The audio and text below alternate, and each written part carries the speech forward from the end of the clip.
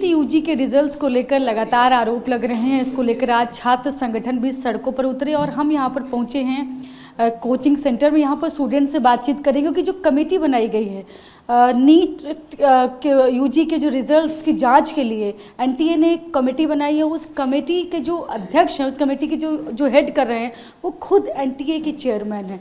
इसलिए भी तमाम लोग सवाल खड़े कर रहे हैं कि ये कमेटी क्या जांच करेगी, जब खुद चेयरमैन कैसे जांच कर पाएगा। अपनी ही संस्था का कोई व्यक्ति संस्था की खामियों के बारे में कैसे बता पाएगा। तो इस तरह के आरोप भी लग रहे हैं। तो हम यहाँ पर स्टूडेंट्स भी हैं। सबसे पहले हम इनसे बातचीत करते हैं। तो ये सभी नीट की तैयारी कर रहे हैं। तो आप लोग सुन रहे हैं ये सारा मामला जो चल रहा है, आपको क्या लगता है कि जो कमेटी बनाई गई है ये, और उसके अलावा अभी जो स्टूडेंट के बहुत सारी दिक्कतें सामने आ रही है कि ओएमआर शीट में भी गड़बड़ है, कुछ बच्चे कह रहे रैंक उनको ठीक नहीं दी गई, इसको आप कैसे देखते हैं सारी चीज़ों को? आप अपना नाम भी बताएं।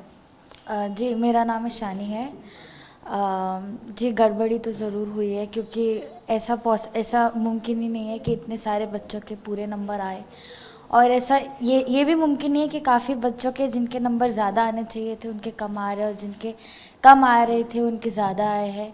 एनटीए के ख़िलाफ़ से भी उन लोगों ने कुछ तो साजिश कुछ तो करी है कि ऐसे नंबर ऊपर नीचे आ रहे बच्चों के।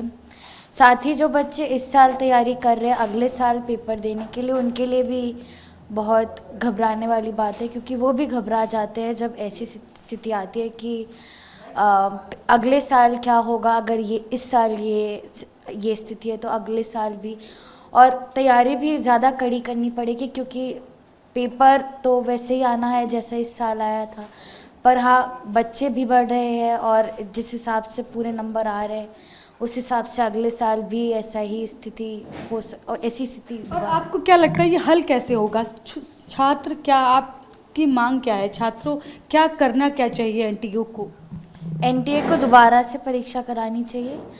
बहुत सिर्फ हमारी नहीं, बहुत सारे ही छात्रों की मांग यही है कि एनटीए को दोबारा से परीक्षा करानी चाहिए, ताकि जिन बच्चों के साथ बुरा हुआ है, जिन बच्चों के साथ नाइंसाफ़ी हुई है, उनके साथ इंसाफ़ी हो जाए।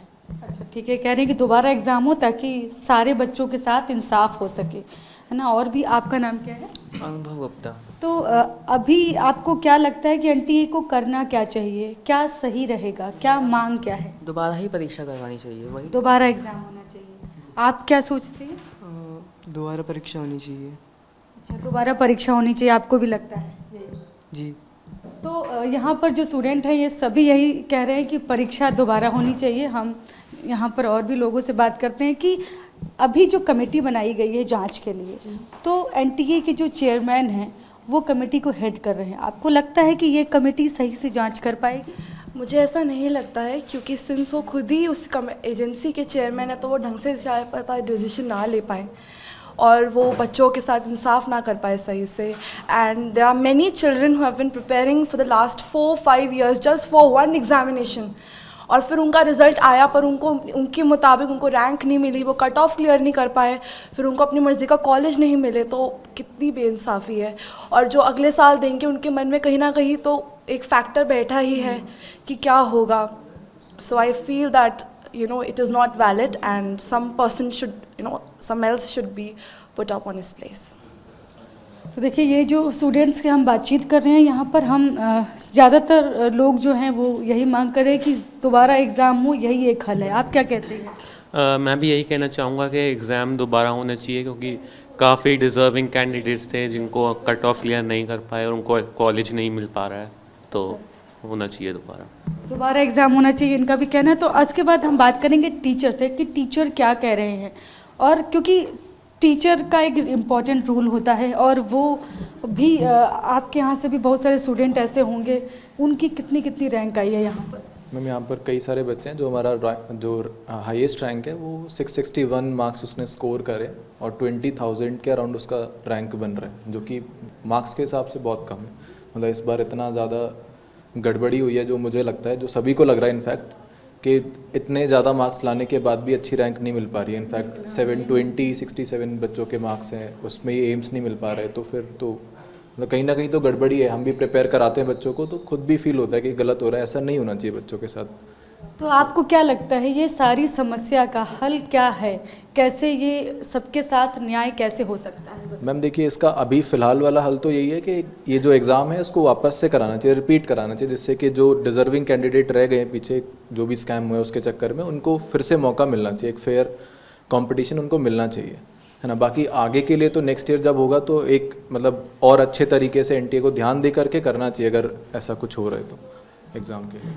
तो देखिए, ये टीचर्स और स्टूडेंट्स सबका सब एक ही बात बोल रहे हैं कि एग्ज़ाम दोबारा होना चाहिए, तभी सभी छात्रों के साथ न्याय हो सकता है। मेरा नाम कौशल कुमार है मैम। अभी जो एनटीए ने जो कमेटी बनाई है जांच के लिए, आपको लगता है कि वो कमेटी सारे छात्रों के साथ न्याय कर पाएगी? क्योंकि उसके जो चेयरमैन है, कमेटी के जो हेड है, वो एनटीए चेयरमैन है। मैं वेट कर रहा हूँ कि इनका क्या डिसीजन आ रहा है। मेरा तो बस एक ही रिक्वेस्ट है कि फेयरनेस के तरीके से फिर से पेपर हो जाए, बच्चों से जस्टिफाई कर दे वो, और तो बस कुछ नहीं। मैं तो बस पेपर चाहता हूँ बच्चों के साथ, सब बच्चों के साथ जस्टिफिकेशन अच्छा मिल जाए और एक बार रिजल्ट फिर से निकाल दे वो, कोई दिक्कत नहीं है। अच्छा, रिजल्ट फिर से निकाले या कह रहे हैं आप? एक बार बस पेपर हो जाए मैम। हाँ, आप कह रहे री एग्ज़ाम में वो बेस्ट रहेगा। सर, आपका नाम क्या है? मेरा नाम रोहित सिंह राठौर है। आप टीचर हैं? जी। तो आपको क्या लगता है ये जो नीट को लेकर तमाम सवाल जो नीट यूजी रिजल्ट को लेकर खड़े हो रहे हैं आज, तो इसका क्या होना चाहिए? कैसे सारे स्टूडेंट के साथ कैसे जस्टिस कैसे होगा? देखिए, यहाँ पे तो एक चीज़ समझना पड़ेगा कि एक स्टूडेंट के पीछे केवल एक स्टूडेंट का मेहनत नहीं होता है, उसमें उसके पेरेंट्स का मेहनत होता है, टीचर का मेहनत होता है, यानी कि ओवरऑल एक बच्चे का रिजल्ट के पीछे बहुत सारे मेहनत लगी रहती है। और किसी भी बच्चे के साथ अगर नाइंसाफ़ी किसी भी तरीके से हो रहा है तो वो जायज़ नहीं है, क्योंकि हमारा तो देश एक बेगुनाह को छुड़ाने के लिए कई गुनाहगार को छोड़ने के लिए रेडी होता है। तो ये तो बच्चे हमारे देश के भविष्य हैं, कि हमारे देश के भावी डॉक्टर्स होने वाले हैं जो अच्छे लेवल पे देश की सेवा कर सकते हैं। तो मुझे लगता नहीं कि किसी के साथ भी नाइंसाफ़ी होना चाहिए।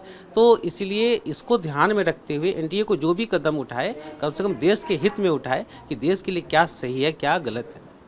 कभी कभी होता है, कुछ गलतियां हो जाती हैं, तो गलतियां हो जाती तो उसे एक्सेप्ट करना चाहिए, क्योंकि ये देश की बात है, एक बच्चे का भविष्य यानी देश का भविष्य होता है। तो मुझे लगता है कि उसको इस बात को ध्यान में रखते हुए भी कोई डिसीजन लेना चाहिए।